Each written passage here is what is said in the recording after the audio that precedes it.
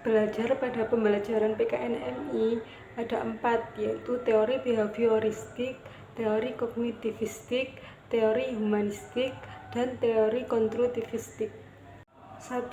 Teori behavioristik.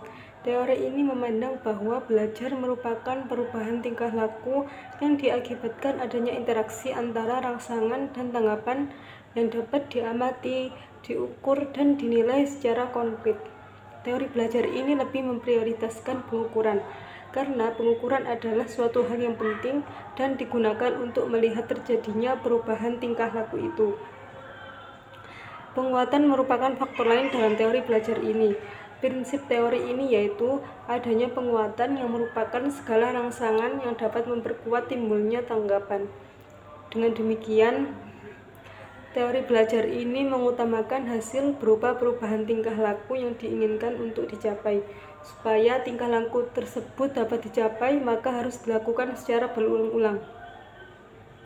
Di dalam pembelajaran PKN, teori behavioristik memiliki hubungan yang erat dalam membentuk watak dan karakter warga negara yang baik, sehingga siswa diharuskan memperoleh suatu respon yang baik juga. Sehingga pembelajaran PKN dapat diajarkan sesuai dengan hakikat dan tujuan pembelajaran PKN pada jenjang MI dan SD. Yang kedua, teori kognitivistik. Teori kognitivistik lebih mengutamakan proses belajar daripada hasil belajarnya. Teori ini menjelaskan bahwa belajar tidak hanya melibatkan interaksi antara rangsangan dan tanggapan, tetapi juga ditentukan oleh persepsi dan pemahamannya terkait situasi yang berhubungan dengan tujuan belajarnya. Teori ini percaya bahwa belajar adalah suatu proses internal yang terdiri dari ingatan, pengolahan informasi, emosi, dan aspek-aspek kejiwaan lainnya. Prinsip umum teori belajar kognitivistik adalah sebagai berikut. A. Lebih mengutamakan proses belajar daripada hasil. B. Dikenal dengan model perseptual. C. Perilaku seseorang ditentukan oleh respon dan pemahamannya tentang situasi yang berhubungan dengan tujuan belajarnya. D. Belajar ialah perubahan dari respon dan pemahaman yang selalu tidak terlihat sebagai tingkah laku yang terlihat. E. Memecah materi pelajaran menjadi komponen yang lebih kecil, dan jika mempelajari dan memahaminya secara terpisah-pisah akan kehilangan makna. F. Belajar adalah suatu proses internal yang melibatkan pengolahan informasi, atensi, emosi, dan aspek-aspek yang berhubungan dengan kejiwaan lainnya. G. Belajar adalah aktivitas yang menggunakan proses berpikir yang kompleks. H. Pada praktik pembelajaran menggunakan tahap-tahap perkembangan pemahaman terkait konsep hierarki belajar dan web teaching. I. Dalam proses pembelajaran, keikutsertaan siswa aktif adalah yang utama. J. Materi yang ada di pelajaran disusun dari yang sederhana ke yang lebih kompleks. K. Perbedaan tiap individu harus diperhatikan, karena dapat mempengaruhi keberhasilan siswa. Yang ketiga, teori humanistik. Proses belajar pada teori ini dapat dikatakan berhasil jika siswa atau peserta didik mampu memahami dirinya dan lingkungannya. Oleh karena itu, teori belajar humanistik menggunakan metode pembelajaran yang fokus pada peserta didik, supaya dapat mengembangkan potensi dirinya untuk membentuk manusia yang berguna. Faktor motivasi dan pengalaman emosional sangat berguna dalam proses belajar, karena jika tidak ada motivasi dan keinginan dari peserta didik, maka tidak akan pernah terjadi asimilasi pengetahuan baru ke dalam struktur kognitif yang ada pada dirinya.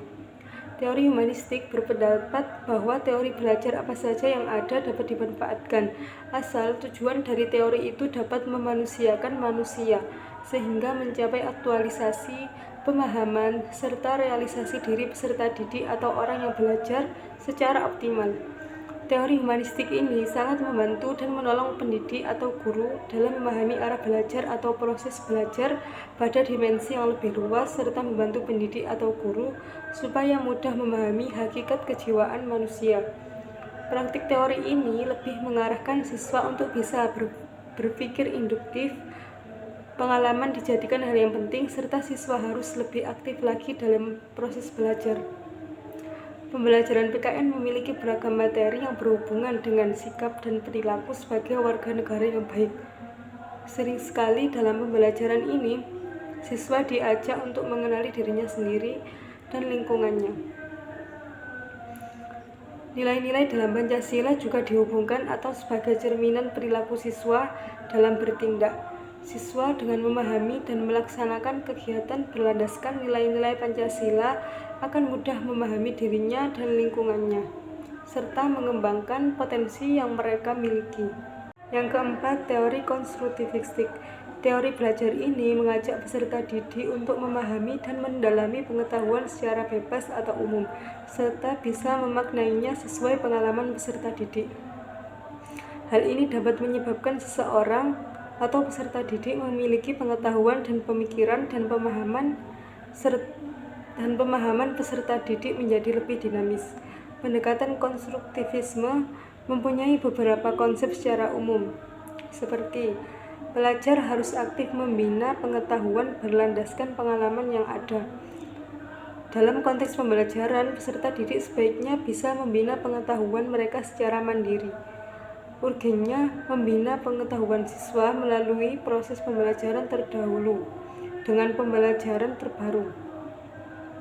Unsur yang paling penting dalam teori ini yaitu seseorang atau peserta didik membina pengetahuan dirinya sendiri secara aktif dengan cara membandingkan informasi baru dengan pemahamannya yang pernah didapatkannya. Ketidakseimbangan adalah salah satu faktor motivasi pembelajaran yang utama. Bahan pembelajaran yang disediakan guru harus memiliki hubungan dengan pengalaman pelajar untuk menarik minat peserta didik.